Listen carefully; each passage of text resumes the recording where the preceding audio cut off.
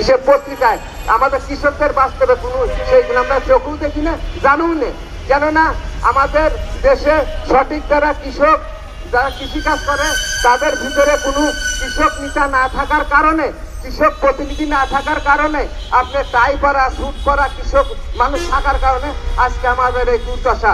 আজকে দেখা যাচ্ছে যে আপনার জামালপুরে বিভিন্ন পত্রপত্রিকায় দেখলাম যে 300 বিঘা জমি আপনার সেচ প্রকল্পর চাঁদা না দেওয়ার কারণে মোটরে তার কাটি দিতে কৃষকদের আজকে হচ্ছে, আপনি পানি দিতে পারতেছে না, ফসল সমস্যা হচ্ছে।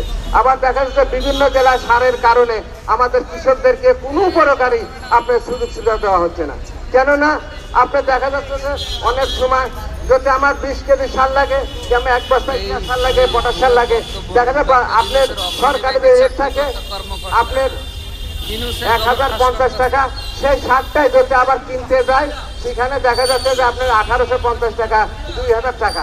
ভাই আমি যেসব ফসলটা ফলাই আমার ফসলের ডবল মূল্য তো আমি পাচ্ছি না, আপনার সারের মূল্য আমার ঠিকই ডবল দিতে হচ্ছে। প্রিয় বন্ধুগণ, আজকে দেখা যাচ্ছে যে অনেক সাংবাদিকরা ভাইরা আছেন, তারা বিভিন্নভাবে কে মন্ত্রী, কে কৃষিমন্ত্রী, কে ভূমিমন্ত্রী, তাদের পিছিয়ে বড় বড় গাড়ি নিয়ে দৌড় পাচ্ছেন। আর যারা আপনাদের মোহের আমরা আহার জোগাড় করি, মাঠে কাজ করে আপনাদের জন্য সব কিছু জোগাড় করি, তাদের জন্য আপনারা অনেকেই দেখা যাচ্ছে যে